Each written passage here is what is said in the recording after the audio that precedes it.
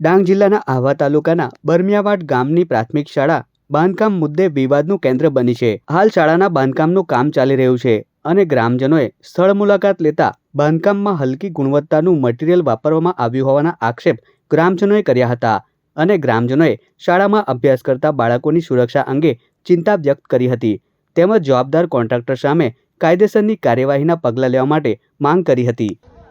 સરકારને વિનંતી છે કે આ કામ પર ધ્યાન આપો. કામ ચાલુ છે સાહેબ, કામ સારું નથી.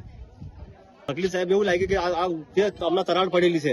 ઢાબુ સારું ભર્યું નથી, ઢાબાના સારું માલ મટીરિયલ વાપરેલું નથી. સારું ઢાબામાં એમાં પાણી છાંટતા નથી. હમણાં બી કામ વ્યવસ્થિત છે નથી એનું કામ. અમારી માંગ શું છે કે આ કામ સારું થાય અને સારું બનાવીને આપે અમને. આજે કાલે ઘટના થઈ ગઈ તો જવાબદારી કોણ લે? કોન્ટ્રાક્ટર તો આજે બનાવી નીકળી જશે.